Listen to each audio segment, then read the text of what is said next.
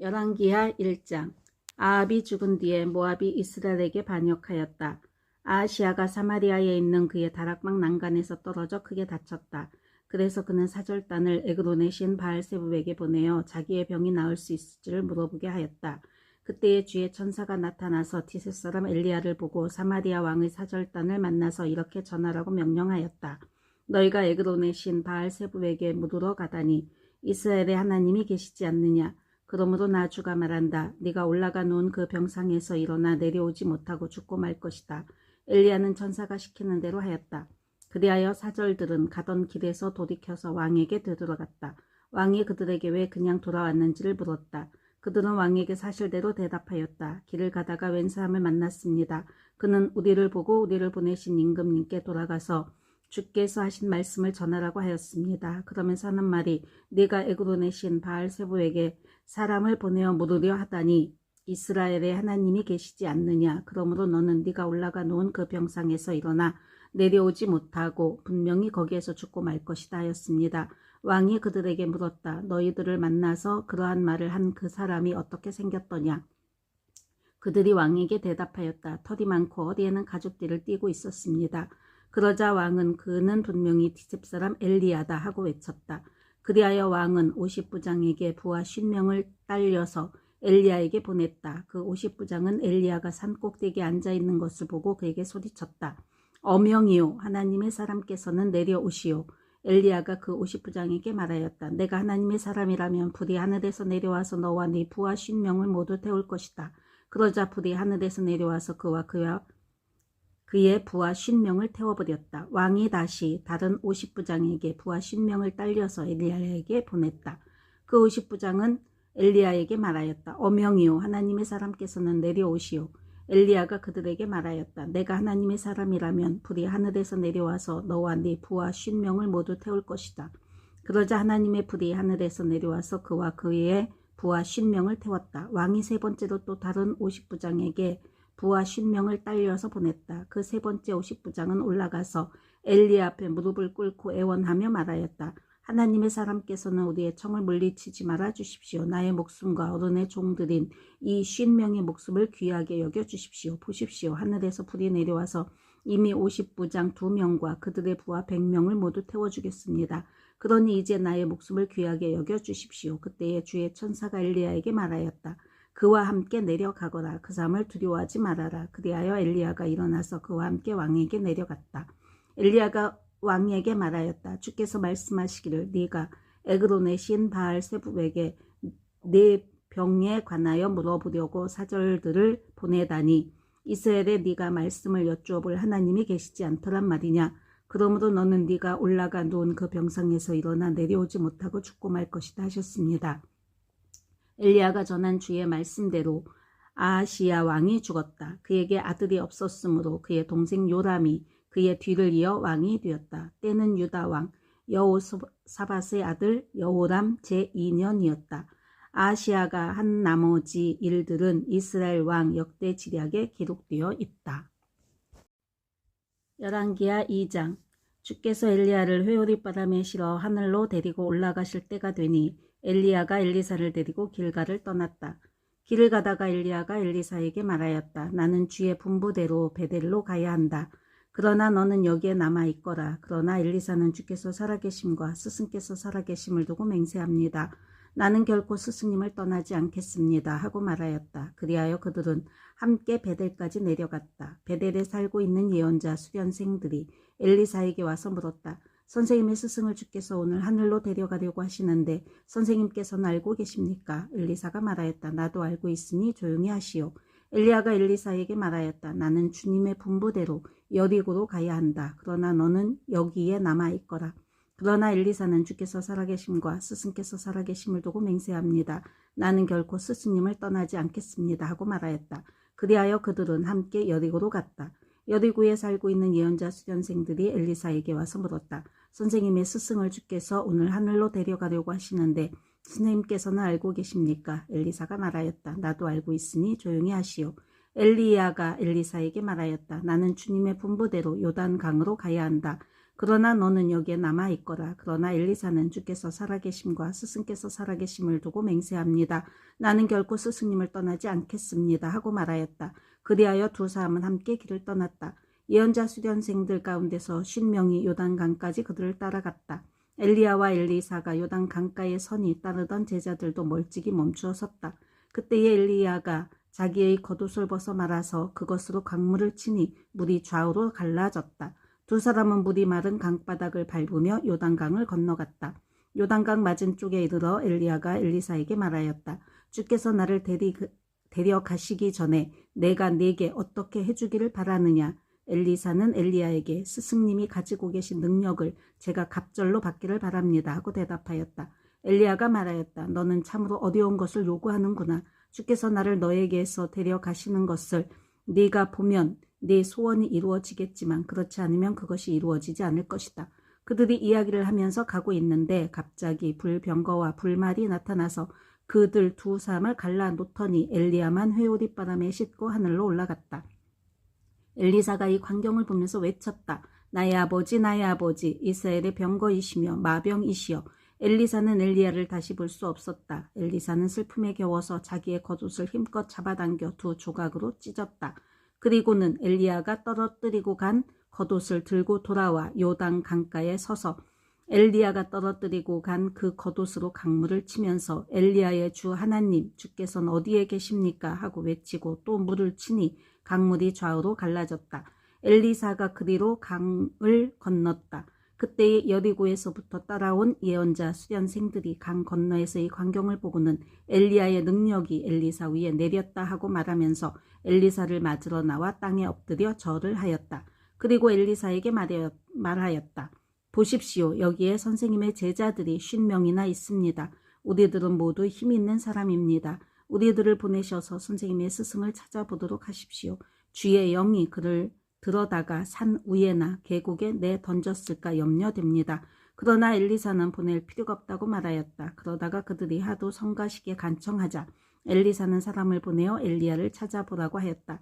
그러나 그들이 사람 50명을 보내어 사흘 동안이나 찾아보았으나 엘리야를 발견하지 못하고 여리고에 머물고 있는 엘리사에게로 돌아왔다.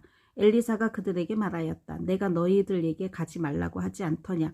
그 성읍 사람들이 엘리사에게 말하였다. 보십시오. 선생님께서도 보시는 바와 같이 이 성읍이 차지하고 있는 자리는 좋지만 물이 좋지 않아서 이 땅에서는 사람들이 아이를 유산합니다. 그러자 그는 그 대접에 소금을 조금 담아 가지고 오라고 하였다. 그들이 그것을 가져오니 엘리사는 물의 근원이 있는 곳으로 가서 소금을 그곳에 뿌리며 말하였다. 주께서 이렇게 말씀하신다. 내가 이 물을 맑게 고쳐 놓았으니 다시는 이곳에서 사람들이 물 때문에 죽거나 유산한 일이 없을 것이다. 그곳의 물은 엘리사가 말한 대로 그때부터 맑아져서 오늘에 이르렀다. 엘리사가 그곳을 떠나 베델로 올라갔다. 그가 베델로 올라가는 길에 어린 아이들이 성읍에서 나와 그를 보고 대머리야 꺼져라 대머리야 꺼져라 하고 놀려댔다. 엘리사는 돌아서서 그들을 보고 주의 이름으로 저주하였다. 그러자 곧 2마리의 곰이 숲에서 나와서 42명이나 되는 아이들을 찢어 죽였다. 엘리사는 그곳을 떠나 갈멜산으로 갔다가 거기에서 다시 사마리아로 돌아갔다. 열왕기하 3장. 유다의 여호사밧 왕 제18년에 아합의 아들 요람이 사마리아에서 이스라엘을 12해 동안 다스렸다.